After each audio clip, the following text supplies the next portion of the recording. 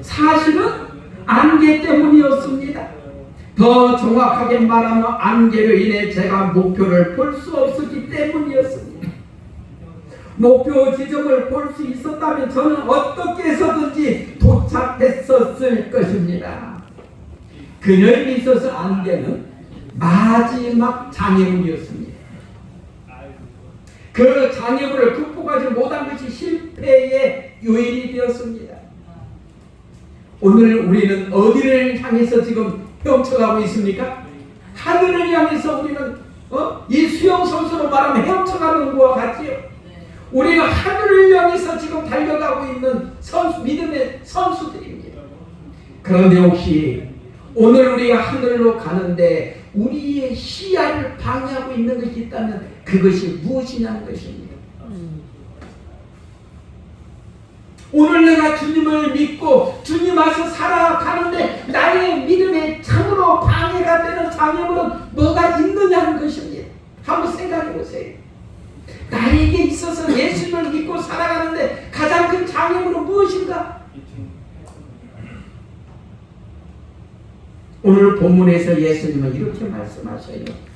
너희는 먼저 그의 나라와 그의 의를 구하라. 그리하면 이 모든 것을 너희에게 더하시리라. 우리가 잘 압니다. 마태복음 5장, 6장, 7장을 우리는 산상보훈이라고 합니다. 이 말씀은 예수님께서 산 위에서 수많은 우리들을 향해서 전하신 기별입니다. 우리가 마태복음 5장과 7장에서 가장 핵심 주제의 저를 찾으려 한다면 우리는 마태복음 6장 33절을 내놓을 수가 있는 것입니다. 하나님의 백성들이 우선적으로 추구해야 될 것이 무엇인지를 우리에게 분명하게 보여주는 말씀이기 때문입니다. 이 말씀에서 예수님은 먼저 뭐라고 하셔요? 너희는 먼저. 이 너희는 먼저라는 이 단어는 굉장히 중요합니다. 제가 이 만나 주석에 보니까 이 주석을 잘 해놨는데 특별히 본문에서 먼저는 이방인들이 인생의 목표로 정하고 추구하고 있는 세속적 욕망과 세속적 노력이 모두 2차적이고 부차적인 것임을 강조한 말이다라고 하고 있어요. 그렇다면 오늘날 살아가고 있는 많은 사람들의 목표는 주로 무엇인가? 여기서 말하는 것처럼 세속적 욕망과 세상적 노력이라는 거예요. 여러분 세속적 욕망하면 뭐가 생각이 납니까? 여러분들이 볼 때 나는 세속적 욕망은 이거다라고 보이는 게 있습니까? 돈과 명예. 예. 또 하나 한다면 정치하는 사람들은 뭐예요? 권력. 그렇지요? 오늘날 세상 세속적인 가장 큰 욕망은 돈을 많이 버는 겁니다. 근데 참 놀라운 것은 가난한 사람들도 벌려고 노력하지만 부자들이 더 많이 벌려고 노력해요. 그러지? 평생 쓰고도 남을 돈을 가지고 있는 사람들이 더 많이 벌려고 그래. 그러지요? 그 다음에 또 명예, 권력, 한 번 그 권력의 맛에 취한 사람들은 그 권력의 맛 때문에 다시 도전하고 그래요. 네? 왜 그러는가? 여러분 권력은 굉장한 힘이 있습니다. 그래요 안 그래요? 네? 안 해봐서 모르지요? 우리가 국회의원을 해봤어야 알지요? 네? 우리가 신당을 해봤어야 알지요? 그 맛을 모르잖아요. 네? 옛날에 키신저가 뭐 했던 사람이에요? 미국의 국무장관. 우리로 말하면 국무총리급이지요? 그 양반이 그 국무장관을 하다가 은퇴하고서 그 양반이 한 말이 있어요. 똑같은 일을 해결하는데 국무장관 때는 한 번만 말해도 해결됐던 게 딱 그 자리에서 물러나니까 잘 안 된대요. 네? 이 권력의 맛에 취하면은요, 그 맛이 너무 좋거든요. 어디 가나 쉽게 통하고. 그러니까 그렇다면 세속적 욕망과 그것들이 세속적 욕망이라면 세상적 노력은 뭘까요? 세상적 노력은 제가 볼 때는 정당하지 않는 방법으로 부와 명예와 권력을 취하는 거예요. 정당하지 않는 방법으로. 그러지요? 오늘날 이 정당하지 않는 방법으로 얼마나 많은 사람들이 고통 중에 빠져 있는지 모릅니다. 안 그렇습니까? 오늘도 정말로 정당하지 않는 방법으로 내 돈을 사기쳐가고 그런 사람들 때문에 얼마나 많은 사람들이 어려움에 빠져 있는지 몰라요. 그렇다면 우리는 어떻습니까? 주님을 믿고 섬긴다는 우리의 삶은 어떻냐고 질문을 던집니다. 우리의 삶은 얼마나 정직하고 얼마나 성실하고 정말로 다른 사람들이 볼 때에 당신은 정말로 멋있는 인생을 살아가고 있다고 그런 말을 들으면서 살고 있는 우리의 삶인가 한번 보라는 겁니다. 혹시 욕심이 우리를 잠식시키고 있지는 않는지, 돈에 대한 욕심이, 명예에 대한 욕심이, 권력에 대한 욕심이 우리를 힘들게 우리를 신앙생활에서 멀어지게 하고 있지는 않는지를 한번 생각해 보라고 우리에게 기별을 주고 있습니다. 우리는 이런 것들이 우리가 주님께로 향하여 가는 우리의 길을 방해하는 삶이 되어서는 안 된다는 것입니다. 세속적 욕망과 세상적 노력이 우리 믿음의 가족들에게 있어서는 첫째가 되어서는 안 된다는 겁니다. 두 번째로 너희는 먼저 그 다음에 뭐예요? 그의 나라와 그렇지요? 예, 그렇다면 그의 주님의 나라에 대해서 좀 살핍니다. 우리가 마태복음 6장 10절에 보면 예수님께서 주기도문에서 나라의 임하오심이여 뜻이 하늘에서 이룬 것 같이 땅에서도 이루어지다라고 말씀하시는데 여기서 우리가 하나님 나라를 접할 수가 있습니다. 그러면 여기에서 이 하나님 나라는 어떤 나라를 말합니까? 하나님 나라. 너희는 먼저 하나님의 나라를 구하라고 하시는데 하나님의 나라는 무엇입니까? 하나님이 다스리는 나라. 예, 하나님이 다스리는 나라. 예, 또요? 한번 들어가 볼까요? 여기서 이제 우리가 정말로 하나님이 다스리는 나라, 주님의 왕국에 대해서 우리가 참 잘 이해됩니다. 그런데 주님의 왕국에 대해서도 두 종류의 왕국을 우리에게 보여주고 있습니다. 우리가 시대의 소망 234페이지로 이것을 잘 설명하고 있어요. 우리 같이 한번 읽을까요? 시작합니다. 그리스도의 소림에 대한 기별이 당신의 은혜의 왕국을 공포하였던 것처럼 그의 재림에 대한 기별은 그의 영광의 왕국을 공포한다. 여기 보니까 은혜의 왕국이 있고 또 무슨 왕국이 있어요? 영광의 왕국이 있어요. 우리는 영광의 왕국은 너무 쉽게 이해가 됩니다. 영광의 왕국은 뭐예요? 예수님 재림하신 후에 있을 왕국에 대해서 우리는 뭐 다 잘 압니다. 그렇다면 은혜의 왕국은 무엇이고 이 은혜의 왕국은 언제부터 시작되었습니까? 은혜의 왕국이요. 한 가지 질문이요. 먼저 은혜라는 뜻이 뭐예요? 은혜. 거저 주어진. 예, 또요? 알긴 알겠는데 막 표현하려니까 좀 그렇지요? 선물 그것도 은혜지요? 네. 제가 그래서 국어 사전에 가서 찾아봤더니 은혜 그건 뭐냐면 고맙게 베풀어주는 신세나 혜택이래요. 내가 받을 만한 자격이 안 되는데 나에게 베풀어주는 것을 은혜라고 표현한다는 거예요. 창조함을 입은 아담과 하와에게 주어진 것들은 모든 게 다 은혜였습니다. 에덴 동산도 은혜였고 그러지 않습니까? 그들에게 영원한 생명이 주어진 것도 은혜였고 또 매일의 삶이 행복한 것도 은혜였고 또 매일매일 하나님과 직접적으로 만나고 교제할 수 있었다는 거 얼마나 큰 은혜였는지 모릅니다. 근데 이 은혜가 언제 사라졌습니까? 아담과 하와가 하나님의 말씀에서 벗어났을 때, 곧 하나님과 사단을 선택해야 될 결정적인 순간에 하나님보다 누구를 선택했기 때문에요? 사단을 선택했기 때문에 그에게 베풀어졌던 은혜는 그 순간에 어떻게 됐습니까? 사라졌습니다. 그래서 그에게 보장됐던 영원한 생명 그때 사라졌습니다. 맞죠? 네? 행복했던 에덴 동산이 갑자기 뭘로 변했어요? 완전히 아담과 하와에게 행복하지 않는 자리로 변할 수밖에 없었다는 거지요. 그러면서 인간에게 불행이 찾아왔습니다. 그런데 아까까지도 하나님의 은혜 속에서 살았던 아담과 하와에게 하나님의 은혜가 또다시 주어집니까? 안 주어집니까? 주어져요. 또다시 주어져요. 아멘. 누가 다시 찾아오셔요? 예수님. 하나님이 다시 아담과 하와를 찾아오셔요. 그들은 그때는 어제까지만 해도 하나님이 찾아오시면 아담과 하와는 어떤 모습으로 달려갔습니까? 너무 행복한 모습으로.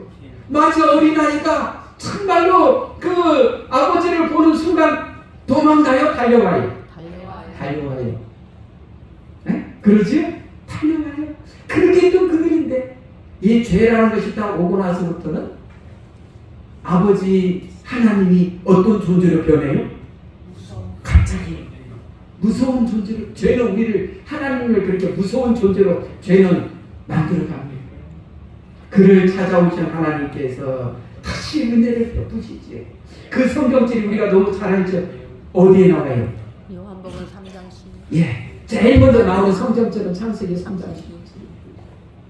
아담과 하와를 찾아오신 하나님께서 이렇게 말씀하셔요. 우리 같이 봉독합니다. 시작합니다.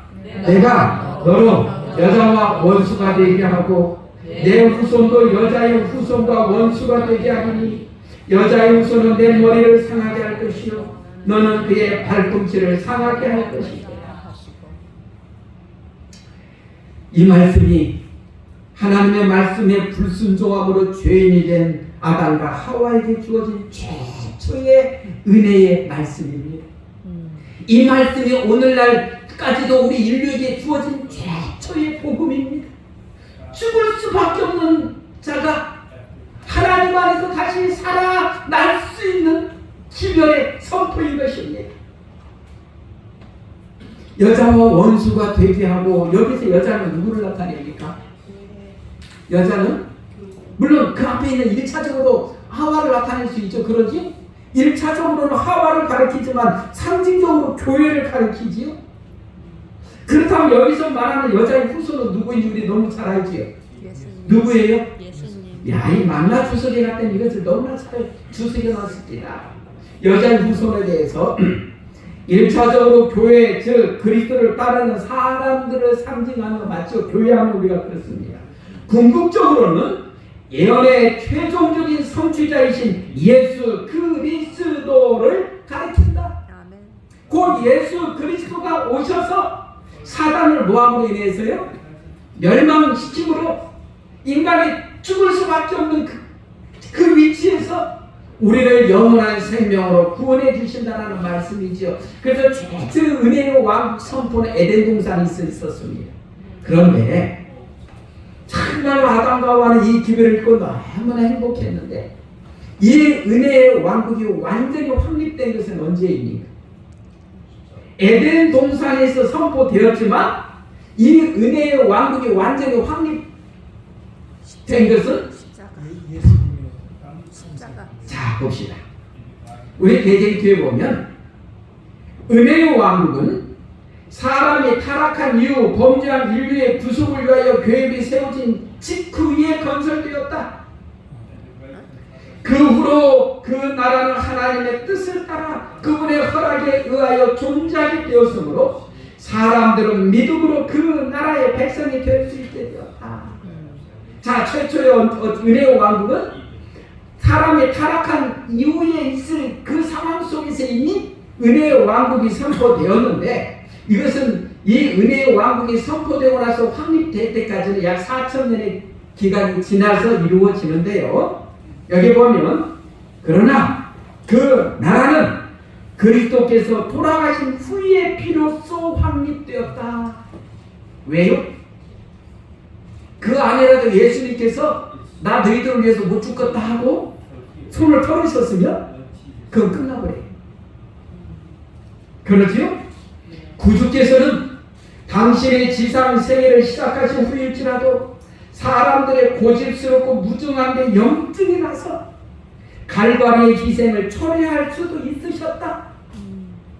겟세마네 동산에서 그 저주의 잔은 그분의 손에서 떨고 있었다. 여러분, 겟세마네 마지막에 예수님의 그 십자가에서 달리시기 전날 밤에 그 겟세마네 동산에서는 인류의 운명이 마지막 결정되는 대단한 순간이었습니다. 예수님도 얼마나 힘드셨던지 아버지 하나님께 뭐라고 기도하셔요? 아버지요, 할 수만 있으시거든 이 잔을 내게서 옮기시옵소서. 그러고 나서 그 다음 말씀이 아주 중요했죠. 그러나 내 뜻대로 마시고 아버지의 뜻대로. 그러니까 예수님도 그 당시 그 인간들에게 그 당할 고난과 수치와 모욕 이런 것들은 너무 힘드셨어요. 네? 안 그렇습니까? 하나님이 인간에게 그 수치를 당한다니까 너무 힘드셨어요.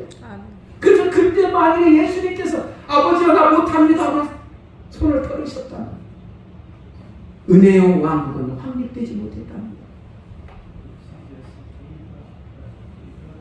그때라도 그분께서는 당신의 이마에 흘러내리는 피땀을 씻어 보이고 타락한 인류를 그들의 죄 가운데서 멸망하도록 버려둘 수도 있었다 맞지. 그분께서 만일 그렇게 하셨더라면 타락한 인류를 구속할 수는 없었을 것이다. 그러나 구주께서는 당신의 생명을 버리시고 다 이루었다고 부르짖으면서 운명하심으로 구속의 청료를 완전히 성취하셨다. 에덴 동산에서 범죄한 부부에게 허락된 구속의 약속은 이제 확정되었다. 하나님의 허락으로 오래전부터 존재해온 은혜의 왕국이 그때에 세워졌다. 완전히 반석 위에 세워졌습니다. 이 은혜의 왕국은 오늘 지금 어디에 있습니까? 우리의 마음속에 있습니다. 우리가 예수 그리스도를 개인의 구주로 영접하고 예수만 안에서 사는 순간 우리의 마음에 은혜의 왕국은 자리한 것입니다. 우리는 이 은혜의 왕국 속에서 정말로 평생을 살아가다가 예수님께서 재림하시는 날 어디로 넘어갑니까? 영광의 왕국으로 넘어간 것입니다. 우리는 이미 하나님의 은혜의 왕국 속에서 살고 있는 것입니다. 그러니 우리의 삶은 매일매일 성도의 삶인 것입니다. 그런데 여기 보면 그래서 성경에 기록된 하나님의 나라는 은혜의 왕국과 영광의 왕국을 다 같이 가리키는 데 사용되었다. 은혜의 왕국은 사람의 마음 가운데 역사하시는 하나님의 은혜를 가리키는 것이다. 어떻습니까? 오늘 나의 마음속에 하나님 예수님께서 계십니까? 안 계십니까? 계셔요. 예수님께서 내 마음에 계셔요? 안 계셔요? 계셔요. 어디요? 오늘 내 마음속에 예수님께서 계신다는 분 손 한번 들어보세요. 손 안 드는 분들은 내 마음속에 아직도 예수님이 계시는지 안 계시는지 혼동이 돼요? 그렇다면 주님, 저는 주님을 믿습니다. 항상 제 마음속에 함께 하시길 기도합니다 하고 하나님께 간절히 기도하십시오. 예수님께서 우리의 마음에 거하신다는 것은 오늘 성령 하나님께서 우리의 삶 속에 우리의 마음속에 함께하고 계신다는 말씀이잖아요. 드디어 은혜의 왕국이 드디어 이제 끝나고 그 다음 영광의 왕국으로 넘어가는데 요한은 영광의 왕국에 대해서 이렇게 기록하고 있어요. 내가 들으니 보좌에서 큰 음성이 나서 이르되 보라 하나님의 장막이 사람들과 함께 있으며 하나님이 그들과 함께 계시리니 그들은 하나님의 백성이 되고 하나님은 친히 그들과 함께 계셔서 모든 눈물을 그 눈에서 닦아주시니 다시는 사망이 없고 애통하는 것이나 곡하는 것이나 아픈 것이 같이 있지 아니하리니 처음 것들이 다 지나갔습니다. 아멘. 아마 우리 믿음의 가족들 중에 이 말씀 중에서도 특별히 내 마음에 와서 닿는 그 구절은 다 다를 것입니다. 왜 그래요? 여기 보니까 하나님이 우리와 함께 계셔서 모든 눈물을 그 눈에서 닦아주시니 너무 슬퍼서 오늘 또 울고 온 사람은 하나님께서 이제 내 눈물을 닦아주셔서 영광의 왕국에 하면 더 이상 눈물이 없대. 또 어떤 분들은 또 뭐예요? 사망이 없고 내가 얼마나 가까운 내 정말로 사랑과 지금 죽음 때문에 헤어져 있는데 안 그렇습니까? 죽음 때문에 내 남편도 내 옆에 없고 또 물론 내 아내가 없고 또 물론 내 자녀가 없고 정말로 그렇게 의지했던 친정어머니도 없는데 그리 가면 사망이 없대. 또 어떤 분은 어때요? 애통하는 것, 곡하는 것. 내가 오늘 또 땅을 치고 마음 아파서 애통하고 왔는데 천국에 가면 다 그런 것들이 뭐 한다는 거예요? 없다는 거예요. 그러니까 인간의 모든 아픔과 고통과 슬픔 이런 것들은 다 사라진다는 거예요. 그러니 천국이 좋아요, 안 좋아요? 정말 좋아요. 몸이 아픈 분들은 거기 가면 아픔이 없대요. 안 그렇습니까? 내가 지금 몸이 아파서 오늘 아침도 허리 아프고 여기 아프고 저기 아파서 아이고 하고 일어났는데 거기 가면 아픔이 없대. 장애가 없대. 다 건강하고 사슴처럼 뛰었는데 하늘은 그런 곳이라고요. 산상공원에 보니까 하나님의 성은 황금문을 열고 이 세상에 있는 동안 실패와 고난 중에서 인도하심과 지혜 그리고 위로와 소망을 얻기 위해 하나님께 의지하는 법을 배운 자를 맞아들일 것이다. 천사들의 노래가 그곳에서 그를 환영하며 생명나무가 그를 위하여 열매를 맺을 것이다. 우리 모두 다 이런 하늘나라에 가는 믿음의 가족들이 되기를 소망합니다. 이어서 하나님의 나라와 주님의 뭐라고 너희는 먼저 그의 나라와 그의 뭐를 구하라 그랬어요? 의를 구하라 그랬어요. 하나님의 의를 구한다고 하는 것은 신학적 의미에서 친의를 구하는 것이 아니라 산상수훈을 통해 예수께서 줄곧 강조해온 바와 같이 하나님의 뜻에 온전히 복종하는 가운데 하나님과의 내적인 바른 관계를 지니고 외식을 피하고 은밀한 중에 보시는 아버지를 염두에 두고 선을 행할 것을 가르친다. 그러니까 친이라는 것은 우리가 예수를 개인의 구조로 영접할 때 이미 주어지잖아요.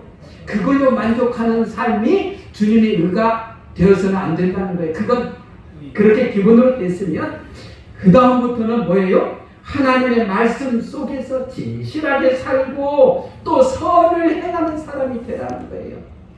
우리가 예수 믿고 구원받은 사람들에게 있어서 우리 예수님께서 주시는 정말 핵심 기별 중에 하나는 뭐예요?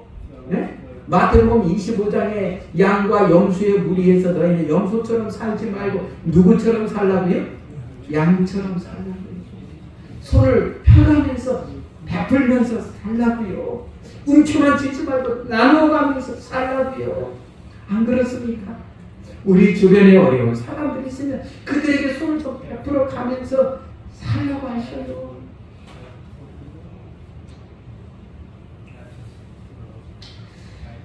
우리가 그렇게 살며 살아갈 때 우리가 예수님 안에서 변화되지요. 발에 뽑은 집을 일본에 보면 주님 안에는 품성을 순결케 하고 변화시킬 수 있는 능력이 있으시다. 여러분 진짜 사람 안 변하는 게 그 성격이고 품성입니다. 그래요 안 그래요? 그 지독히 안 변합니다. 그런데 그가 진정으로 예수님 안에서 살기를 기뻐하고 예수님을 의지하고 살아가면 그 안에서 변화될 수 있대요. 네? 정말 이 희망을 우리에게 주셔요. 그러니까 이제부터 우리의 삶 속에서는 항상 우리 주님의 의를 먼저 구하는 사람이 되어서 아이고 우리 참 우리 한국 사람들 지랄 맞은 욱하는 성격 때문에 사고를 많이 쳐요. 그리고 후회합니다. 안 그래요? 욱해갖고 이번에도 어떤 사람이 아파트 상당히 높은 데 부인하고 다투고 나서 부인은 흉기를 찌르고 뛰어내렸더고 그러면 그 욱하는 성격 때문에 그래요. 그럼 바뀔 수 있어요. 주님 안에서는. 그래요 안 그래요? 그러면서 우리 주님은 너희 먼저 그의 나라와 그의 의를 구하라 그랬죠. 구하라. 우리는 매우 자주 하나님을 관대하기 때문에 우리의 인생 여정 끝에 70년이라는 짧은 기간에 영원한 왕국을 대해줄 것이나 헛된 희망으로 이 모든 것들을 인생의 주요 목적으로 삼는 경향이 있대요. 물질적인 것들을. 그리스도는 우리가 첫째 일 첫째로 삼기를 바라며 덜 중요한 것과 덜 가치 있는 것은 필요에 따라 각 사람에게 공급될 것이라고 보증한다. 우리가 먼저 하나님의 나라와 하나님의 의를 구하면 이 모든 것 구하면 그다음 이 모든 것을 주신다고 하셨지요. 그렇다면 이 모든 것은 무엇인가요? 우리가 마태복음 6장 31절 특별히 25절에 보면 예수님께서 이렇게 말씀하셔요. 마태복음 6장 25절에 보면 내가 너희에게 이르노니 목숨을 위하여 무엇을 먹을까 무엇을 마실까 몸을 위하여 무엇을 입을까 염려하지 말라. 목숨이 음식보다 중하지 아니하며 몸이 의복보다 중하지 아니하라. 제일 중요한 게 목숨인데 뭐가 더 중요한지를 모르고 그러냐는 거예요. 제가 또 혈리교 안 올 때 또 특별한 시간 없을 때 제가 또 가는 교회가 있어요. 거기도 보통 한 달에 한 번 정도 이렇게 가게 되는데 그곳에 갔더니 어떤 장로님이 저한테 그래요. 목사님 참 저 여자분은 참 안타까워요. 왜요? 몸이 나이가 제법 들었어요. 제가 뭔가 70대 후반에 이렇게 70 이렇게 되신 분인데 몸이 참 안 좋아서 병원에 다니고 막 그러는데 그분이 이렇게 보니까 지금도 어디 가면 부동산이 더 비싸니 뭐 하면서 그런 게 그렇게 하시는 거예요. 그래서 하는 말이 저분에게 지금 필요한 건 빨리 저 아픔에서 벗어나는 게 우선순위가 되고 그걸 노력해야 되는데 아직도 부동산에 관심 가지고 저런 걸 갖고 신경 쓰고 있다. 우리가 무엇을 먹을까, 무엇을 마실까, 무엇을 입을까. 물론 이 말씀은 우리 한국 사람들에게는 많은 사람들이 해당하지 않은 사실. 요즘 우리가 먹을 게 없어서 고민하는 사람 있습니까? 입을 게 없어서 혹시 여러분 집에 입을 게 없어서 고민하는 사람 있어요? 그래 안 그래? 오늘 여러분들이 집에 가서 장롱 열어보세요. 1년 동안 한 번도 안 입은 옷이 나 입어달라고 옷이 한두 개인가? 그래요 안 그래요? 아멘. 네? 맞아요. 지금 맞아요. 장롱 속에 1년, 2년, 3년 동안 한 번도 안 입은 옷이 지금 그대로 막 쌓여 있어요. 그리고 먹을 게 없어서 염려하는 게 아니라 너무 많아서 고민이 썩어가서 냉장고에 있어. 야 이거 또 썩었네? 솔직히 그래요 안 그래? 물론 그렇다고 우리가 염려 없는 건 아니에요. 우리는 더 맛있는 걸 먹으려고 더 멋있는 걸 입으려고 노력을 해요. 그러나 그런 것들이 우리에 있어서 주님보다 먼저 앞장서는 존재가 되어서는 안 된다는 거예요. 아멘. 안 그렇습니까? 우리가 주님을 섬기는데 그런 것이 그래서는 안 된다는 거예요. 우리 주님은 말씀하기를 너희가 먼저 그의 나라와 그의 은혜를 먼저 구하면 그런 것들을 다 더해 주실 거니까 그런 것이 너희의 인생의 주가 되지 말라는 말씀이에요. 아멘. 여기도 보면 우리 SDA 바이블 코멘터리에 보면 하나님을 떠나 그의 왕국의 시민이 되지 않는다면 안전이란 존재하지 않는다. 염려에 대한 세상의 치유되는 하나님을 신뢰하는 것이다. 아까 우리 신목사님 따님이 염려할 게 많았는데 보니까 그거 하나님께 기도하면서 잘 풀어갔어요. 네? 그러지요? 내가 풀 수 없는 건 기적적으로 누가 해주셔요? 하나님께서. 오늘 우리가 신앙을 할 때 염려 속에 빠지지 말라는 거예요. 염려할 게 있으면 그것을 놓고 누구 앞에 나아가라는 거예요? 주님 앞에 나아가서 기도하라는 거예요. 구하라는 거예요. 여기도 보면 만일에 우리가 우리의 몫을 충실히 이행한다면 천국을 우리의 사상과 생애에서 첫째로 삼는다면 하나님은 삶의 여정에서 우리를 돌보아 주실 것이다. 그는 자비롭게도 우리의 머리에 기름을 바르실 것이며 우리의 경험에 타는 좋은 것으로 넘칠 것이다. 항상 우리 하나님을 첫째로 삼고 하나님의 나라와 의를 먼저 구하는 삶이 되라는 거예요. 여기도 이렇게 말씀하셔요. 하나님의 나라와 그분의 의를 구하고자 결심한 자를 어떤 난관도 방해할 수 없을 것이다. 노라하듯이 같이 읽어요. 시작합니다. 기도와 말씀의 연구로 얻은 능력으로 그는 덕을 구하고 악을 버릴 것이다. 아멘. 기도와 말씀 연구 속에서 우리는 매일 하나님을 만나는 거예요. 근데 안타까운 건 요즘 우리 젊은이들이 말씀을 매일 보고 매일 아침에 기도로서 삶을 시작해야 하네요. 네? 잘 이게 참 안타깝고요. 저도 자녀들이 있지만 야 쟤들이 아침 시간에 좀 말씀 보고 기도하면 좋겠다. 그래서 그것이 제 기도 제목이 하나님 우리 자녀들이 정말로 말씀 보고 기도하는 삶을 살게 해달라. 제가 보니까 저는 딸 셋인데 우리 큰딸이 사모인데 제가 보니까 큰딸은 아주 요즘 말씀 속에 빠져 있어요. 아침마다 저한테도 또 사모님은 말씀할 때 여기시님께서 보내. 제가 이렇게 이제 그 그룹 들어 같이 또 전화 이런 걸로 카톡으로 시간을 갖는다. 그거 참 좋다. 그래서 어떨 때는요, 사람이 어떤 환경이 있느냐에 따라서 그가 신앙에 굉장히 도움받을 수 있고 아닐 수도 있더라고요. 우리 딸 셋이, 우리 큰딸은 참으로 아니까 그런지 그게 아주 깊이가 있어요. 그런데 우리 둘째 셋째는 아직 제가 보니까 제 기도적인 하나님, 우리들 딸과 사모님 정말로 아침에 말씀과 기도를 하고 시작합니다.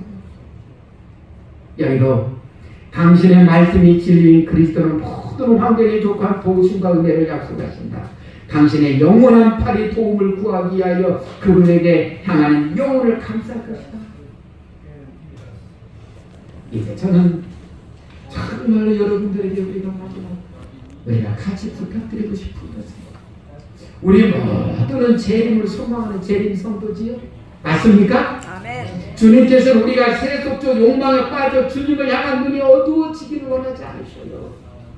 항상 우리의 삶에서 오늘 주신 말씀처럼 하나님의 나라와 의를 먼저 구하는 백성이 되셔서 매일매일의 삶 속에서 말씀과 기도가 살아있는 삶이 되셔서 이의 은혜의 왕국에서 사시다가 주님 오시는 그날 우리 한 사람도 빠짐없이 저 영광의 왕국으로 향하는 믿음의 가족들이 되기를 주님의 이름으로 축원합니다. 아멘. 주님은 오늘도 우리를 사랑하십니다.